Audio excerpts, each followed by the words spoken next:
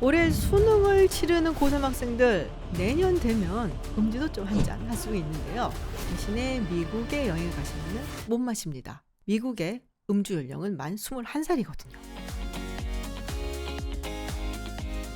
안녕하세요. 김지윤입니다. 날씨가 쌀쌀해지고 연말이 다가오고 또 코로나도 좀 풀려서 이제 회식 자리들 많으실 것 같은데요. 그래서 오늘은 좀 술 이야기를 해보려고 합니다. 우리나라에서 음주가 가능한 연령은 만 19세다라고 알려져 있죠. 정확히 얘기하면은 만 19세가 되는 해부터 가능해집니다. 근데 사실은 여기서 좀 짚고 넘어가야 되는 게요. 음주를 해도 되는 연령이라기보다는 자발적으로 술을 살 수 있는 연령이다라고 하는 것이 조금 더 정확하죠. 그러니까 뭐 부모님들이 음주를 하는 법을 좀 가르쳐 준다 해서 뭐 집에서 제사가 끝난 다음에 뭐 한 잔씩 준다든지 이런 거는 사실은 상관이 없는 거고요. 그런데 우리나라보다 조금 개방적이고 또 오픈되었다라고 생각이 드는 미국은 음주 가능 연령이 만 21살입니다. 그러니까 우리나라 나이로 치면 22살이다라고 봐도 되는 건데요.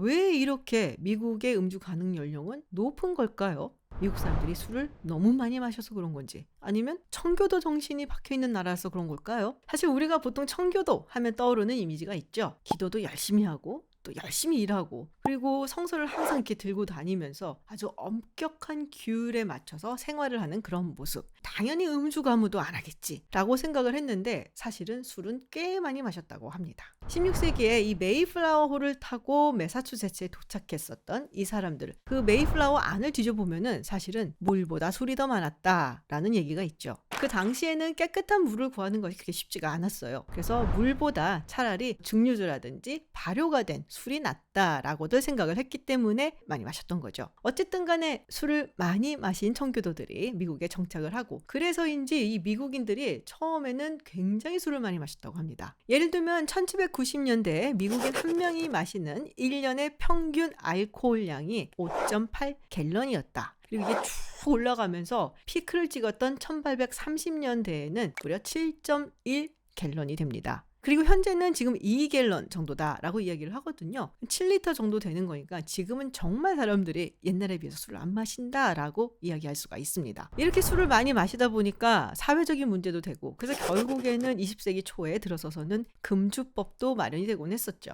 그러면 왜 21살일까요? 21이라는 숫자에 뭔가 좀 특별한 의미가 있을 것도 같은데요. 이건 사실 영국의 관습법에서 따온 겁니다. 영국에서는 남성이 21살이 되면 그땐 투표를 할 수 있는 권한을 줬다고 해요. 그리고 기사 자귀를 받을 수 있는 그런 권한도 줬다고 하죠. 그래서 이게 21살이라는 것이 영국 관습법에 따르면 뭔가 이렇게 성년이 됐다라는 뜻을 가졌다고 하고 그래서 영국의 식민지였었던 미국에서도 그 21살을 굉장히 특별한 숫자로 여겼던 거죠. 그런데 정작 영국 같은 경우는 음주 가능 연령이 18살입니다. 사실 굉장히 많은 국가들이 이 만 18세를 음주가 가능한 연령으로 짓고 있어요. 잠시 세계의 음주 연령을 살펴보면 굉장히 다양한데요. 연령이 조금 높은 국가를 보면 25살을 기준으로 하고 있는 뭐 네팔이나 인도의 일부 지역이 있고요. 그리고 20살을 기준으로 두고 있는 국가들은 노르웨이, 스웨덴, 뭐 일본 이런 국가들이 있습니다. 그리고 대체로 많은 국가들이 18살을 기준으로 하고 있고 덴마크, 벨기에, 룩셈부르크 뭐 이런 국가들은 16살로 두고 있고요. 그런데 무려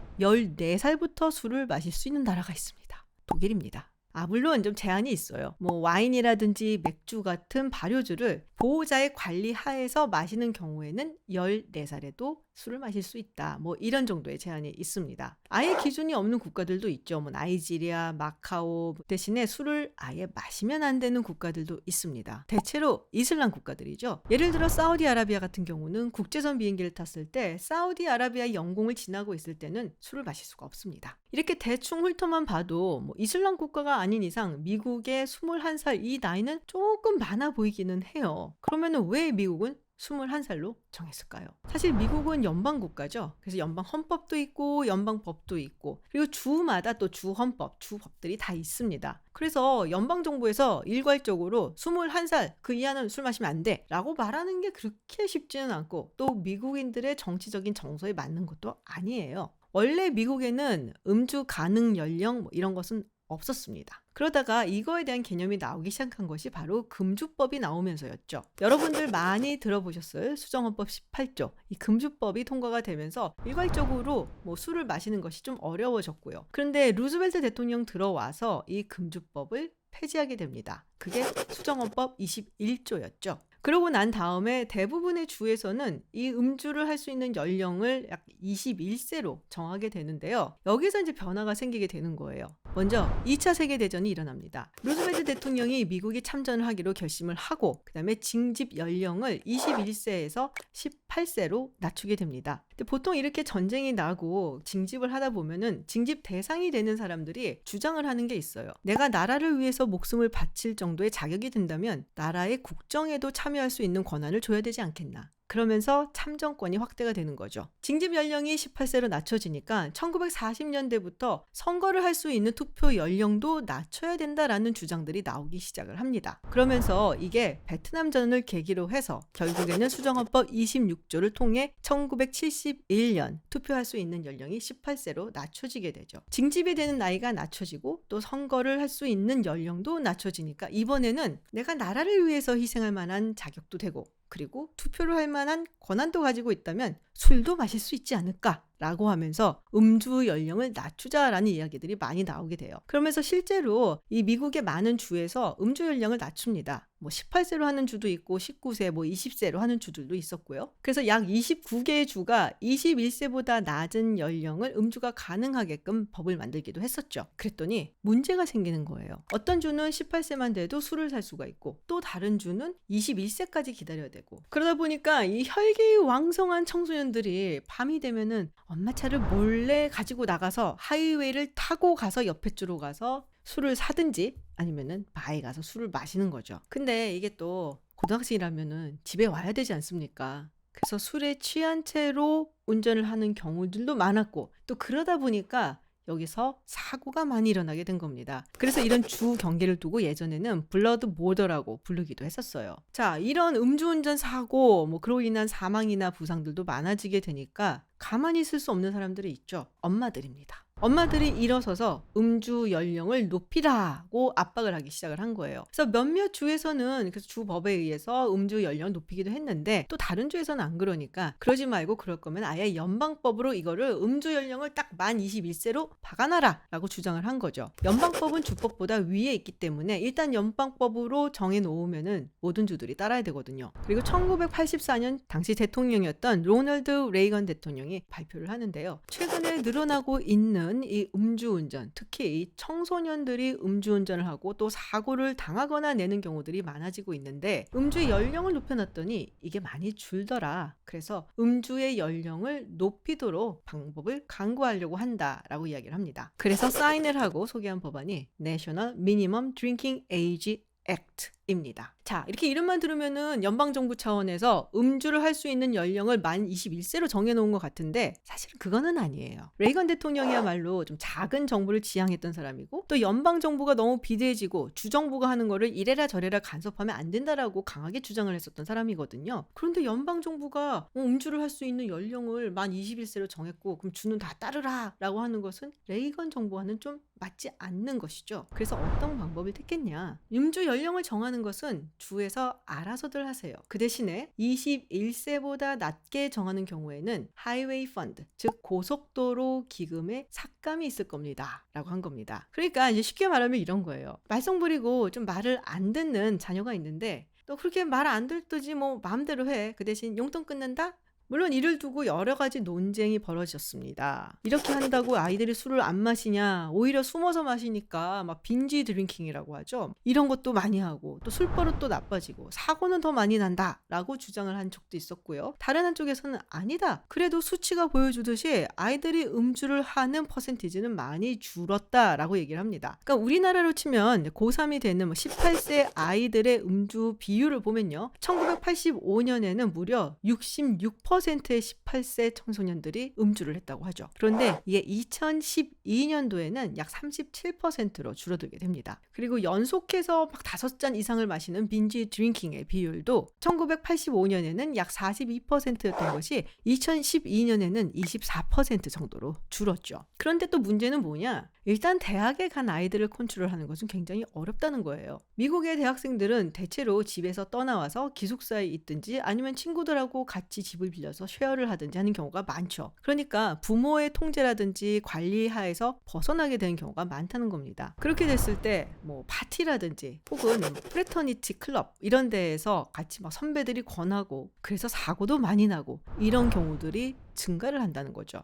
그래서 100명이 넘는 대학의 총장들이 한때는 음주 연령을 차라리 낮춰라 라는 운동을 하기도 했었어요. 이거를 두고 자수정 운동이라고도 부르기도 했었는데요. 지금 21세로 해도 그거 지키는 사람 대학가에 아무도 없어요 라고 하는 거죠. 그래서 오히려 숨어서 마시고 자기들끼리 막 마시고 그러다 보니까 관리도 너무 어렵고 사고만 많이 난다더라 라는 겁니다. 실제로 지역의 경찰관들도 쫓아다니면서 술 마신 애들 데리고 가고 오바이트 난 애들 등 두들겨서 데리고 가고 우리가 이걸 해야겠냐 라면서 조금 짜증을 내기도 했었죠. 그런데 2014년 보스턴 대학교의 연구진이 2006년부터 나온 과학 논문들을 전부 다 검토를 하고 연구를 한 끝에 내린 결론은 그래도 연령을 높이는 것이 낫다 라는 거였습니다. 확연하게 음주를 하는 경우가 줄었고요. 그리고 음주운전 때문에 사고가 난다든지 혹은 사망하는 숫자도 많이 줄었다라는 거죠. 그러니까 비록 법을 안 지키는 사람은 있을지 모르겠지만 그렇다고 해서 이 법을 없애는 것은 온당치 않다라는 것이 이들의 주장이었죠. 그리고 여전히 많은 사람들이 음주 연령을 21세로 그대로 두거나 아니면 오히려 더 높이자 라고 얘기한 사람들이 있다는 겁니다. 특히 좀 나이가 있는 사람들은 자기들이 해당이 안 돼서 그런지 그런 주장이 많고요. 또 그 중에서도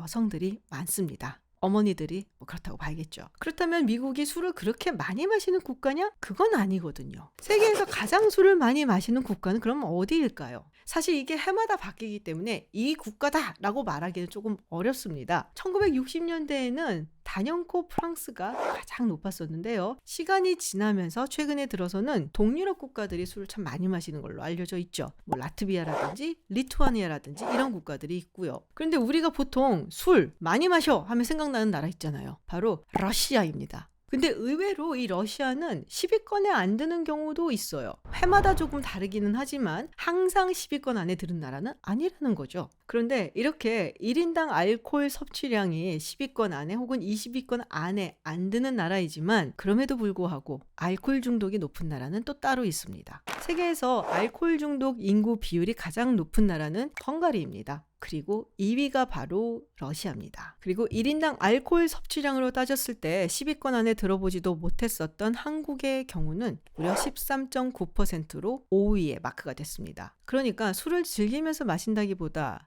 각박한 삶 때문에 스트레스를 너무 많이 받고 그리고 술을 마시는 것이 습관적으로 돼서 알코올 중독이다라고 여겨질 수 있는 인구가 그만큼 많다라는 것이죠. 이런 부분에서 우리 사회가 스트레스도 많고 항상 긴장을 하고 살아가야 되는 그런 좀 힘든 사회이구나라는 생각을 하게 됩니다. 자, 날씨가 좀 쌀쌀해졌고 또 한 잔 땡기기도 하는 그런 계절이 왔죠. 연말이라서 여러 약속 자리도 많으실 텐데요. 즐겁게 한 잔 하시는 것은 좋지만 항상 조심하시고 또 절대로 음주운전은 안 됩니다. 오늘 술에 대한 이야기 여기서 마치도록 하겠습니다. 고맙습니다.